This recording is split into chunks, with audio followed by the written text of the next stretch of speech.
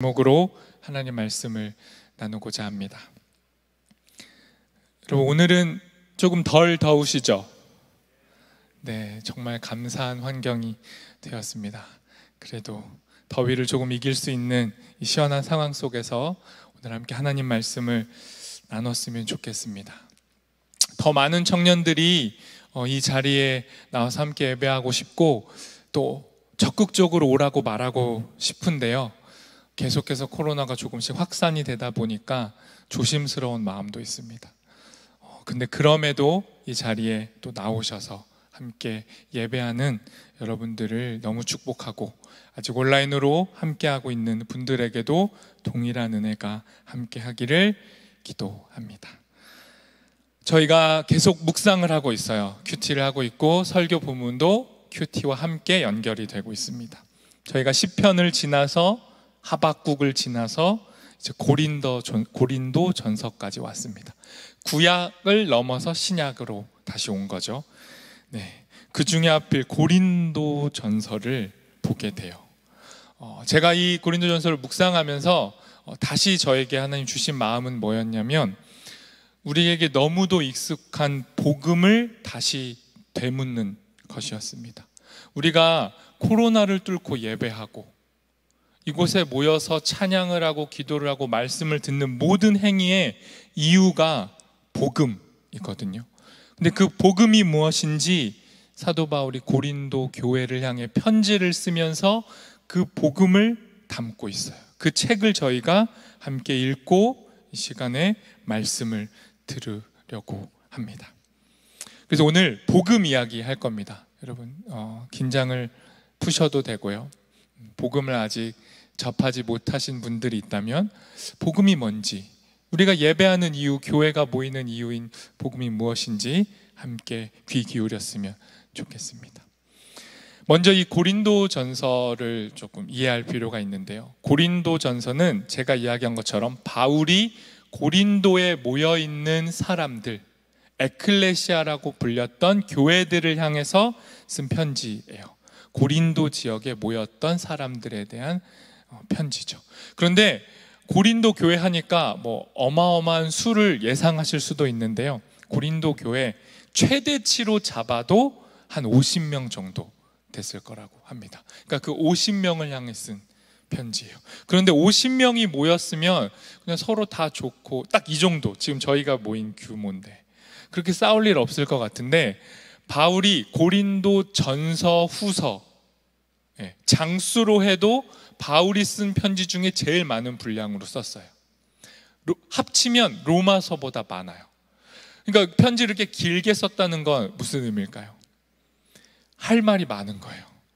그리고 고린도 전후서라고 하니까 편지가 2개라고 예상하시겠지만 실제로 학자들이 연구해 보면 최소한 4개에서 5개의 편지가 있었을 거다. 우리에게는 지금 고린도 전후서만 있지만 이 정도로 많은 이야기들의 편지인데, 이 중에 특별히 바울이 담고 있는 건 교회를 축복하고 칭찬하는 내용이 아니라 문제를 지적하는 거예요. 네, 이런 문제를 지적하는 겁니다. 문제가 있다, 너희에게 책망하는 조로 지금 편지를 쓰고 있습니다. 그리고 그 책망 안에 복음이 담겨 있죠. 그래서 우리가 함께 살펴보고자 하는데, 이 고린도 교회는 복음이 전해진, 그러니까 예수님께서 실존하셨고 그 예수님의 죽음과 부활을 경험했던 제자들을 통해 세워진 최초의 교회들 중에 하나인 거예요. 그러니까 1세대 교회죠. 그런데 이 1세대 교회하고 무려 2000년이 지난 지금 오늘날의 교회와 유사점이 매우 많아요. 이 편지 고린도전서를 읽어보면 그 당시나 지금이나 유사한 점이 너무도 많이 보입니다. 최초의 교회라면, 예수님을 목격했던 사도들에 의해서 세워진 교회라면 무언가 다를 것 같은데, 우리보다 훨씬 완숙하고 좋은 모습일 것 같은데 자세히 속내를 들여다보면 그렇지 않습니다. 복음이 온전하지 못한 게 아니라 복음 앞에 서 있는 이 교회와 사람들의 모습이 온전하지 못해요.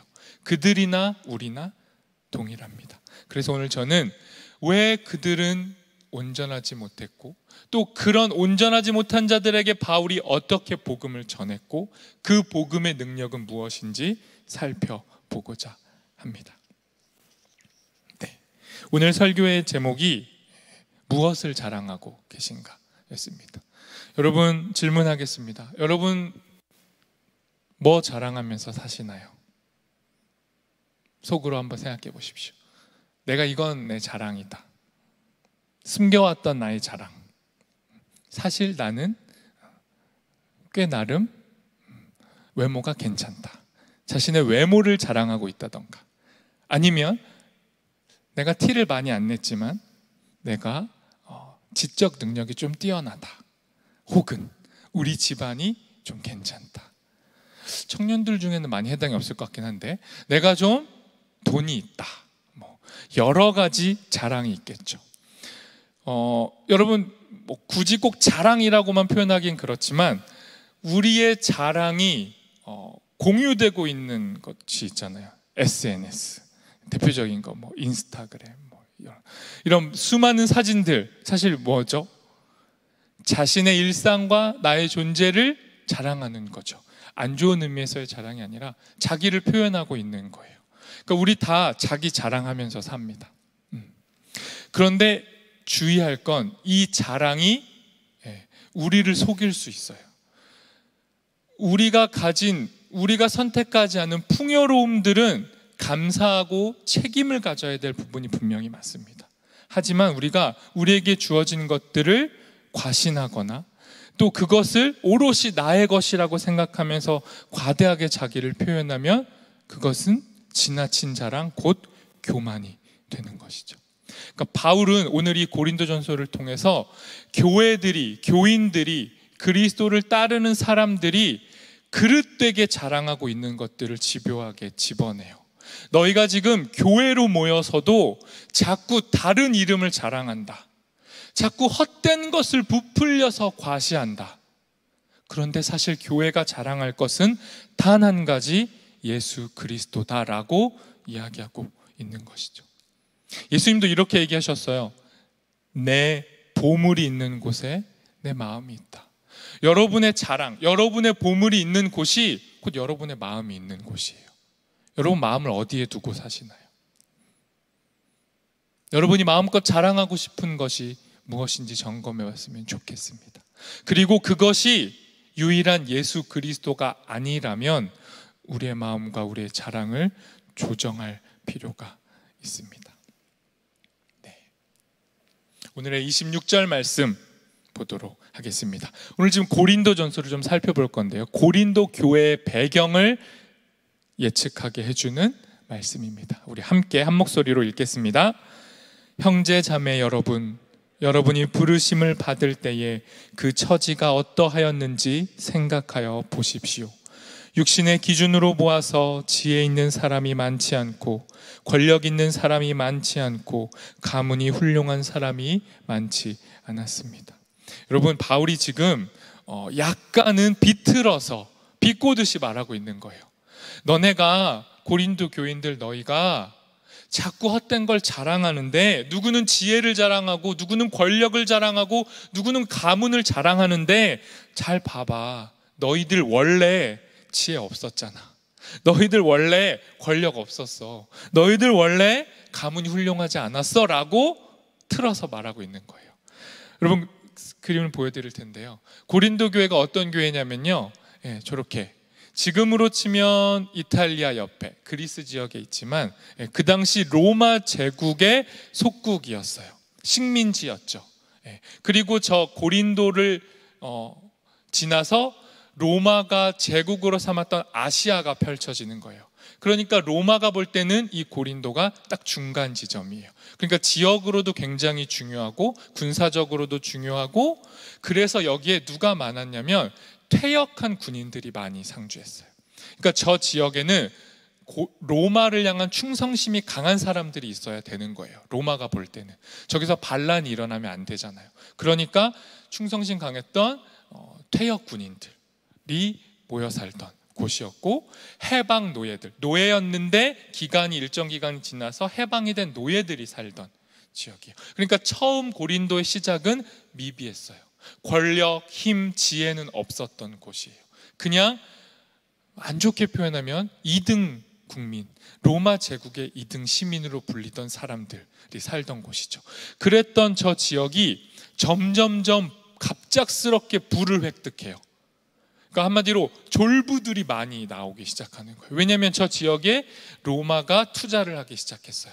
아무리 봐도 중요한 지역이기 때문에 투자를 했고 거기에 무역과 상업이 발달하기 시작했어요. 그러다 보니까 처음에는 미비했던 신분의 사람들이 갑작스러운 부를 통해서 그 세대가 지난 다음 세대의 자녀들은 신분도 상승해져 있고 갑자기 많은 것들을 누리고 있었죠.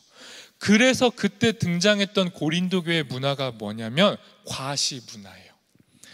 지도는 넘어갔지만 고린도 지역은 어떤 지역이냐면요, 일단은 아테네 옆 그리스 문화에 일단 속했던 지역이에요.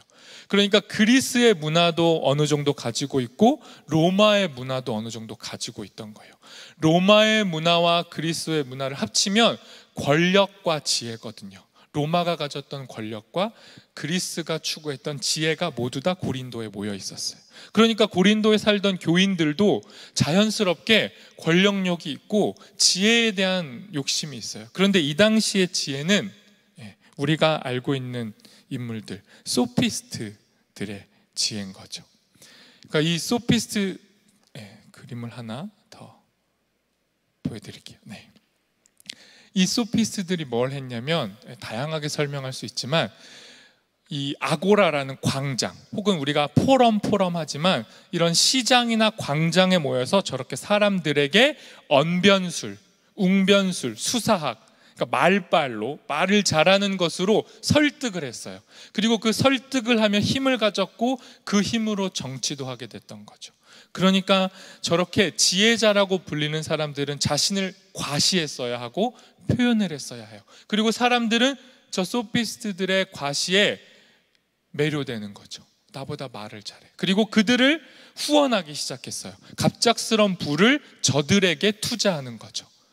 그래서 고린도의 문화는 과시하는 문화, 또 과시하는 자들을 후원하는 문화, 무언가 계속 이렇게 부풀리고 경쟁하는 문화들, 말과 지혜가 가득했던 문화가 고린도의 문화였습니다. 이런 문화 속에서 고린도 교인들은 자연스럽게 그 문화가 몸에 배었던 거예요.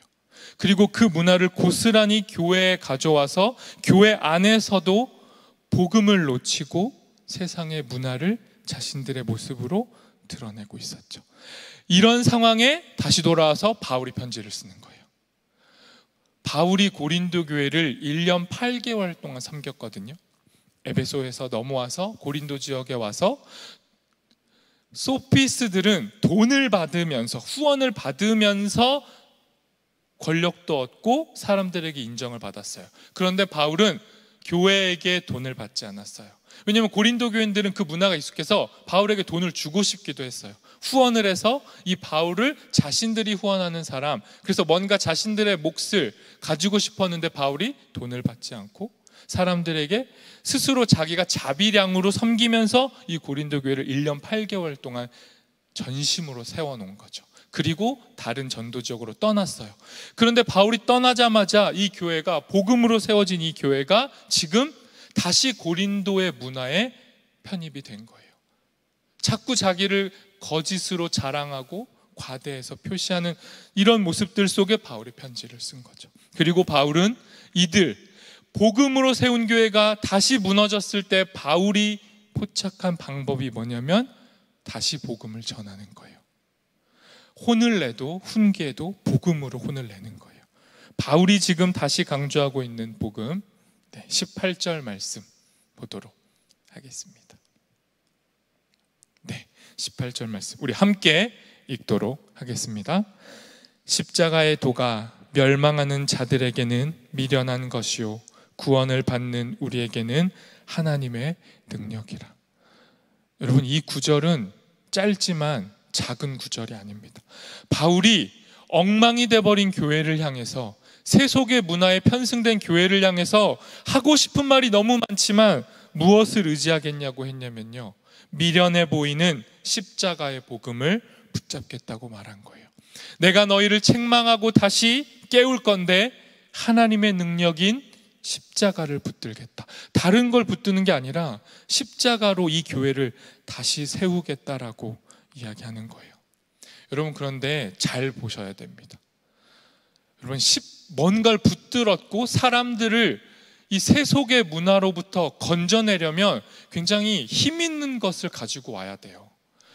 고린도의 문화보다 훨씬 더 힘 있어 보이고 능력 있어 보이는 화려한 무언가를 가지고 와야 사람들의 마음을 얻어낼 텐데, 바울은 지금 다른 걸로 사람들 마음을 얻겠다고 하지 않아요.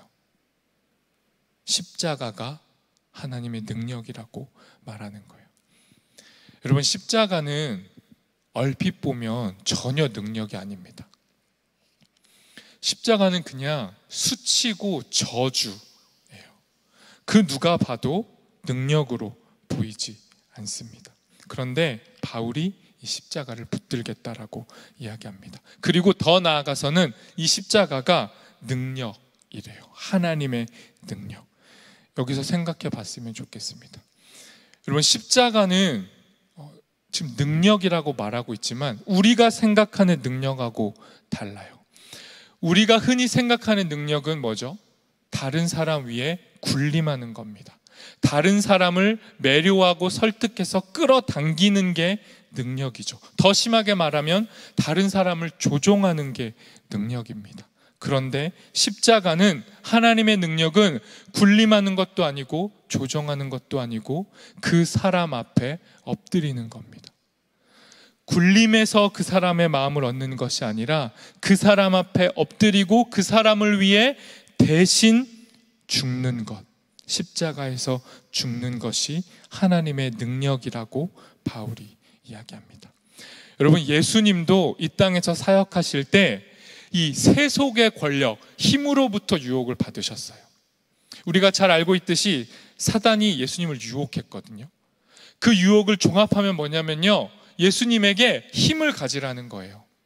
메시아라면, 유대인들이 그토록 기다렸던 메시아라면 힘이 필요하다는 거예요. 세상을 뒤어바꾸고 세상을 구원하고 사람들 변화시키려면 힘이 좀 있어야 된다는 거예요. 그러니 예수님 보고 힘을 쓰라고 사탄이 그의 수사로, 그의 혀로, 그의 말의 지혜로 예수님을 유혹했어요. 그런데 예수님은 그 유혹을 거부하셨죠. 화려한 말 속에 힘이 있지 않다. 너는 자꾸 무언가를 조작해서 사람들의 믿음을 얻어내라고 하는데, 예수님은 사단을 향해 그 모든 걸 거부하시고 십자가라는 비참한 방식을 선택하셨어요. 그리고 그것이 끝내 능력이라고 이야기하셨죠. 22절에서 24절 말씀, 이 말씀도 우리 함께 읽도록 하겠습니다. 유대인은 표적을 구하고 헬라인은 지혜를 찾으나 우리는 십자가에 못 박힌 그리스도를 전하니 유대인에게는 거리끼는 것이요 이방인에게는 미련한 것이로되 오직 부르심을 받은 자들에게는 유대인이나 헬라인이나 그리스도는 하나님의 능력이요 하나님의 지혜니라. 바울이 있는 힘을 다해서 십자가만 말했습니다. 복음을 말했어요. 그랬더니 반응이 뭐냐면요, 유대인 출신의 유대인들은요 십자가 전하지 말라는 거예요. 왜냐하면 유대인들에게 십자가는 저주의 상징이거든요. 나무에 달려 죽었어요. 예수 그리스도가 나무에 달려 죽은 자는 구약의 율법에 의하면 끔찍한 저주입니다. 그러니 예수님이 나무에 달려 십자가에 달려 죽었다는 걸 유대인들은 받아들일 수가 없어요. 그건 저주고 수치거든요. 어떻게 그 사람을 메시아로, 하나님으로 인정하겠어요? 그러니 그들은 십자가를 거부했습니다. 헬라인은요 지혜를 찾았어요. 아까 말했던 소피스트들의 지혜, 그 화려한 말들, 그 말들 속에 이 세상과 다른 무언가의 진리가 있다고 생각했어요. 그러니 그들은 지혜를 찾았죠. 그런데 바울은 그 지혜, 화려한 말로 말하지 않고 끊임없이 힘없는 십자가만을 전하는 거죠. 그러니 유대인은 거리끼고 이방인은 미련하다라고 하면서 복음을 받아들이지 않았어요. 그런데 바울은 꿋꿋이 말합니다.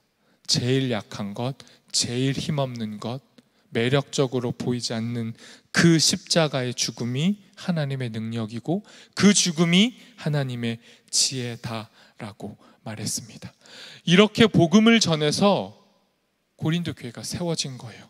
그런데 그 고린도 교회가 고린도의 문화에 다시 흡수되고 그들이 자꾸 자기를 자랑하고 심지어 복음도 자랑했어요.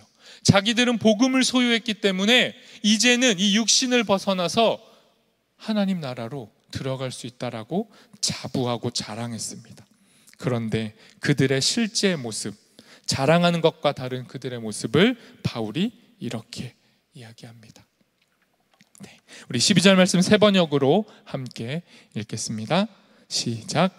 다름이 아니라 여러분은 저마다 말하기를 나는 바울 편이다, 나는 아볼로 편이다, 나는 게바 편이다, 나는 그리스도 편이다 한다고 합니다.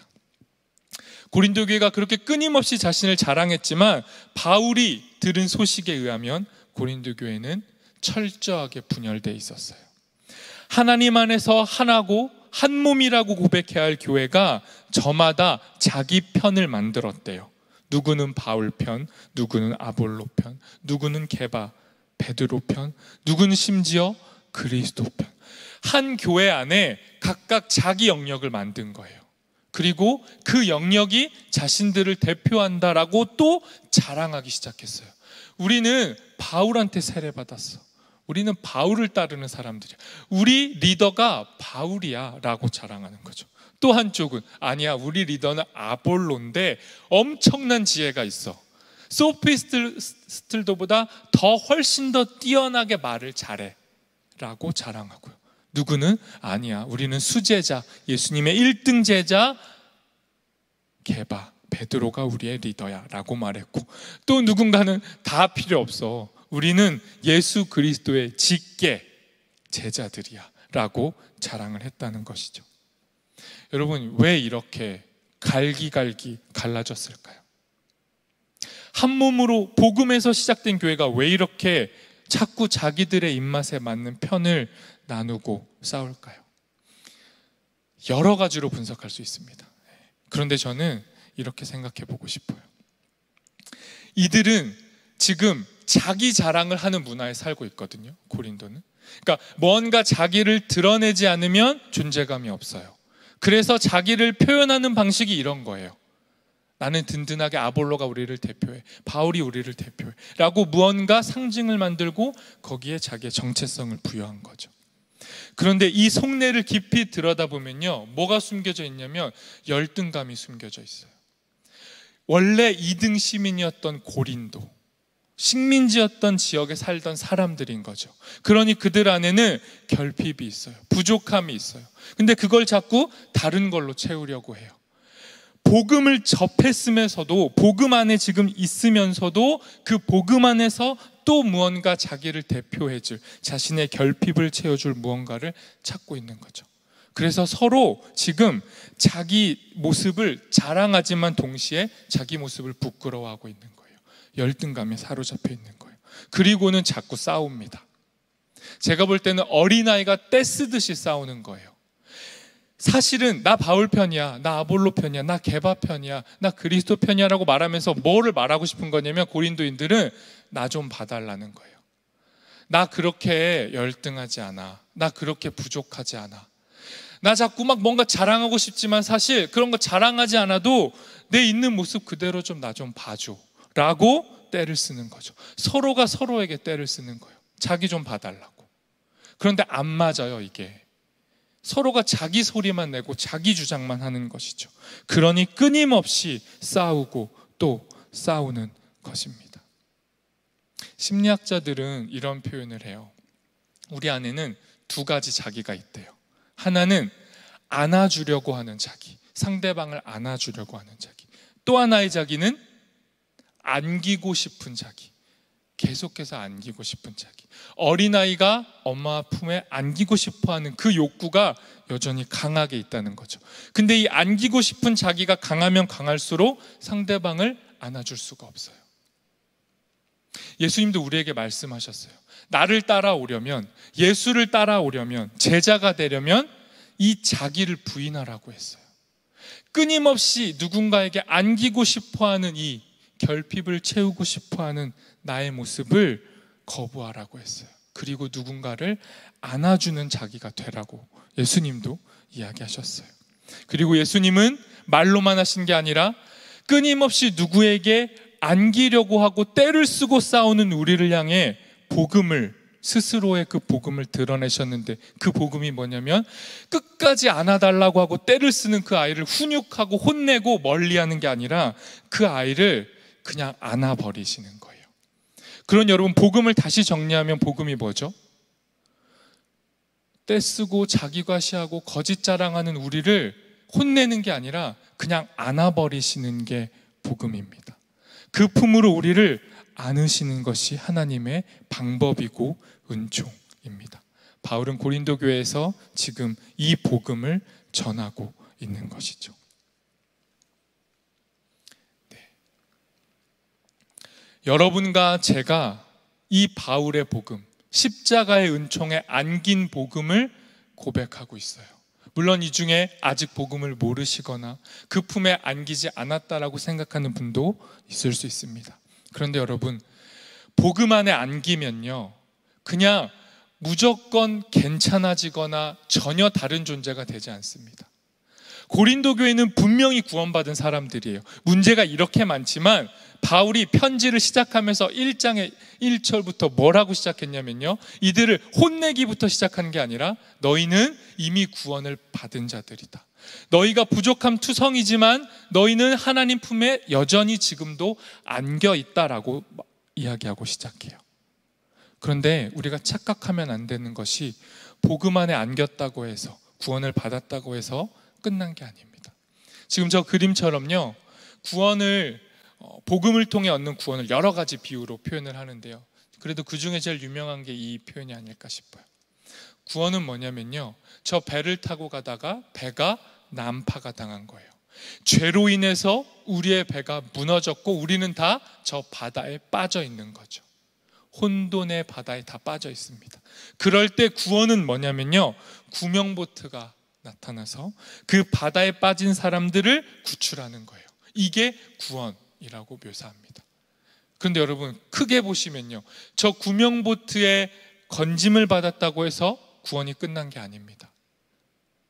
구원이 시작된 거죠. 구출이 시작된 거예요. 그리고 그 보트가 이제 육지를 향해서 나아갑니다. 그걸 뭐라고 하죠? 구원의 과정에 있는 거예요. 구출 중인 거예요. 구출을 받았고 구원을 받았지만 끝난 건 아니죠. 과정에 있습니다. 그리고 마지막으로 그 사람들은 그 구명보트에서 무엇을 기대하죠? 지금 저 보이는 육지에 곧 닿을 것을 소망합니다. 구원을 받았고 구원이 시작됐고 그 구원이 지금 과정에 있고 마침내 그 구원이 완성되는 것, 이것이 우리가 복음 안에서 누리는 구원입니다. 그러니 지금 바울은 고린도 교회를 향해서 계속해서 말하는 겁니다. 너희가 복음 안에 있다면 너희의 상태를 확인하라고. 과신하지 말고, 너희 스스로 너무 자만하지 말고, 너희는 여전히 구원의 여정에 있으니 자랑하는 것이 아니라 구원 얻기를, 그리스도 안에서 완전히 안길 그날을 소망하고 기다리라고 말하는 것입니다. 그리고 18절에서 이렇게 이야기합니다. 우리 18절 말씀도 함께 읽겠습니다. 하나님의 어리석음이 사람보다 지혜롭고 하나님의 약하심이 사람보다 강하니라. 여러분, 바울은 지혜를 너무 좋아하는 이 고린도 교회에게 계속 말하는 거예요. 너희가 사모하고 너희가 생각하는 지혜로는 구원을 얻지 못해. 그리고 그 지혜가 아니라 하나님의 지혜는 어리석어 보이지만 사람의 지혜보다 지혜롭고, 하나님의 능력은 약해 보이지만 사람보다 강하다라고 이야기합니다. 여러분, 우리는 지혜를 내어서 우리의 삶을 확대하려고 해요. 우리의 머리를 써서 조금 더 나은 삶으로 나아가려고 합니다. 그리고 그 나은 삶은 동시에 우리에게 죽음도 같이 줘요. 우리가 우리의 지혜를 통해 얻어낸 건 우리의 삶에 풍요를 가져올 것 같지만 동시에 죽음을 가져옵니다. 그런데 하나님의 지혜는 정반대예요. 하나님의 지혜는 우리에게 죽음을 주는 것 같아요. 자꾸 십자가를 지라고 하고 다른 이들에게 저주라고 하고 약함을 자랑하라고 합니다. 이 십자가는 약해 보이지만 결국은 우리를 강하게 하고 우리의 삶을 확대하죠. 우리의 생각과 하나님의 방식이 이렇게 다릅니다. 하나님의 약함이 우리에게 강함이 됩니다. 그리스도의 죽음이 우리에게 부활의 생명이 됩니다. 십자가라는 복음, 죽음이라는 복음은 결국 우리에게 생명으로 피어나는 복음입니다. 그러니 여러분, 복음은 다른 것이 아니라 그 우리의 약함을 받아들이는 거예요. 우리의 연약함을 거짓으로 포장하는 게 아니라 십자가 앞에 그냥 내려놓는 겁니다. 나의 약함을 내려놓을 때 그 십자가에서 나의 약함이 그리스도의 강함으로 변화되는 것을 바라보는 것이 복음입니다. 이 복음을 마지막으로 조금 더 설명하겠습니다. 굉장히 유명한 명제인데요. 도대체 그러면 이 복음, 이 구원 다른 모습으로 좀 설명해 주세요 라고 한다면 이렇게 표현할 수 있습니다. 십자가에 달리신 하나님입니다. 여러분, 이 말이 어려워 보이는 것 같은데 이 말씀 뭐냐면요, 복음 안에 있으면, 하나님의 능력으로 구원을 얻으면 우리의 모든 문제가 해결돼야 될 것 같은데, 지금 바울이 전하고 있는 십자가의 복음은 예수 그리스도 그 하나님이 십자가에 달리셨다라고 말하는 거예요. 하나님이 십자가에 달리셨다라는 거예요. 약해 보이고 힘없고 아무것도 아닌 것 같은 그 비참한 수치의 십자가에 지금 하나님이 달리셨다는 거예요. 이 말씀이 우리에게 주는 게 뭐냐면요, 우리의 복음, 우리가 소유한 복음은요, 우리의 아픔을 먼 발치에서 방관하는 하나님이 아니라 우리의 아픔을 아시고 동참하시는 하나님이 우리의 하나님임을 말씀해 주고 있습니다. 우리가 소유한 복음, 우리가 접한 복음은 이겁니다. 우리의 아픔 속에 하나님이 함께 하신다라는 거예요. 그런데 한 가지 더 기억하셔야 됩니다. 그냥 우리와 동일하게 아파하는 것에서 끝나지 않습니다. 우리의 연약함에 동참하시지만 우리의 연약함 너머에서 부활로 우리를 초대하고 계시는 분이 우리의 하나님입니다. 그러니 복음은 우리의 연약함, 우리의 약함을 치유함과 동시에 부활이라는 소망으로 우리를 초대하는 것입니다. 바울은 고린도 교회에 이 복음을 전했습니다. 그리고 이 복음으로 찢어지고 갈라진 그들의 마음을 치유하려 했고, 자기를 계속해서 헛되게 자랑하려고 하는 그들에게 진정 자랑할 것은 십자가의 복음 하나라고 이야기했습니다. 마지막으로 30절에서 31절 말씀 함께 읽도록 하겠습니다. 같이 읽겠습니다. 그러나 여러분, 하나님의 자녀로서 그리스도 예수 안에 있습니다. 그는 우리에게 하나님으로부터 오는 지혜가 되시며 의와 거룩함과 구원이 되셨습니다. 그것은 성경에 기록되어 있는 바 누구든지 자랑하려거든 주님을 자랑하라 한 대로 되게 하시려는 것입니다. 여러분, 우리 이 시간에 함께 찬양하도록 하겠습니다. 말씀을 기억하면서 우리 함께 찬양했으면 좋겠는데요, 사도 바울이 고린도 교회에게 말했던 자랑을 하려면, 너희가 정말 자랑을 하고 싶다면 다른 것이 아니라 주님을 자랑하라고 했습니다. 너희가 자랑을 하려면 십자가를 자랑하라고 했습니다. 세상 사람들은 자꾸 자신의 포장된 것을 자랑합니다. 그런데 바울은 그 포장 다 뜯어내고 그냥 십자가 앞에 너희의 민낯을 자랑하라고 우리에게 권면하는 겁니다. 부족함 투성이고 뭔가 잘해보려고 하는데 계속 실패하고, 그리스도인으로서 계속 성장하고 싶은데 무언가 미숙하고, 여전히 나는 구원을 분명히 받은 자지만 망망대해 보트 안에 그냥 머물러 있는 것 같은 모습이 우리 안에 고백이 될 때, 나의 연약함만 자꾸 보일 때 바울이 말하는 겁니다. 그 연약함을 자랑하라. 그 연약함을 있는 그대로 끌어안으시는 그리스도의 은혜를 자랑하라라고 이야기합니다. 이 시간 우리 함께 찬양하시면서 주님의 복음, 십자가의 복음, 연약함의 복음을 자랑했으면 좋겠습니다.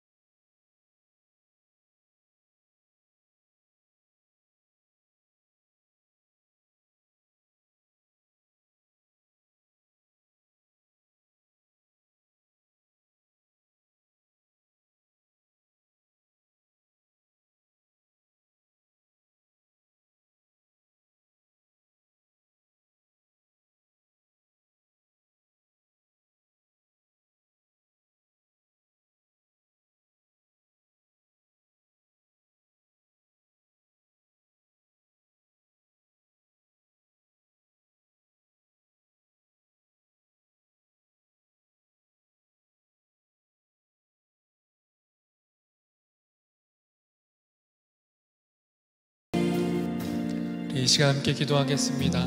기도하실 때 하나님, 고린도 교회처럼 우리 교회 안에도, 우리 자신 안에도 그리스도와 연합하여 한 몸이 되었다고 고백하는 교회인 우리 안에 분열되고 갈라지고 자기를 주장하고 나를 좀 봐달라고 떼를 쓰는 우리의 연약한 모습들이 여전히 존재함을 고백합니다. 하나님, 우리의 연약함과 우리의 수치를 그저 부끄러워하는 것이 아니라, 이것을 가리려고 하는 것이 아니라 이 시간 주의 십자가 앞에 내어놓겠습니다. 우리 교회의 허물, 우리 자신의 허물, 우리의 연약함, 이 땅 교회의 연약함, 우리의 모든 아픔과 나약함들을 다시 십자가에 내어놓겠습니다. 주님이 십자가의 앞에 우리가 서고 이 십자가 아래 우리가 거할 때 주님의 그 복음으로 우리를 새롭게 해달라고, 우리의 연약함과 나약함을 이 시간 그대로 주님께 내어놓고 주님 그 약함이 강함이 되는 십자가로 우리를 회복하여 달라고 이 시간 주님 앞에 우리의 약함을 내어놓으면서 기도하도록 하겠습니다. 기도합시다.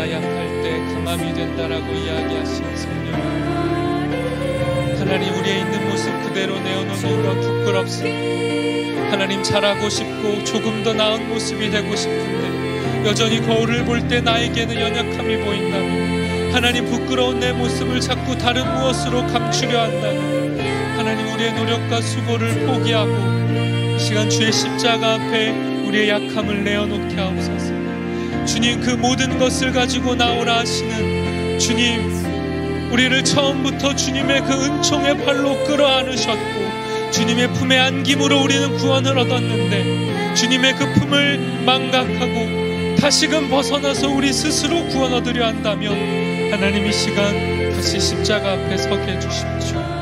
주님의 복음 앞에 서게 해주십시오. 우리의 나약함을 주님께 드러내게 도와주십시오. 있는 그대로 내어놓게 도와주시옵소서. 우리 시간 한 가지만 더 기도하도록 하겠습니다. 십자가는 약해 보이지만 중요한 것은 약함으로 끝나지 않고 강함으로 끝납니다. 십자가는 십자가로 끝나지 않고 부활로 완성됩니다. 하나님의 약함, 그리스도의 약함, 그리스도의 수치가 우리의 수치고 우리의 약함으로 보이지만 거기서 그치는 것이 아니라 그 죽음을 감당하신 예수 그리스도를 통해 우리의 수치는 사라지게 되고 부활의 생명으로 우리 모두는 새로워질 것입니다. 이것을 붙들고 기대하고 소망하는 것이 우리 그리스도인들의 신앙입니다.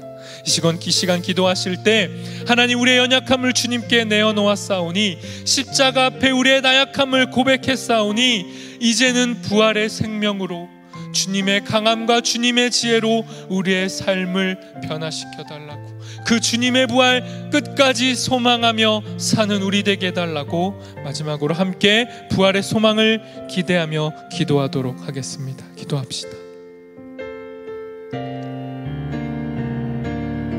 주님, 우리의 기도가 십자가에서 멈추지 않게 도와주십시오.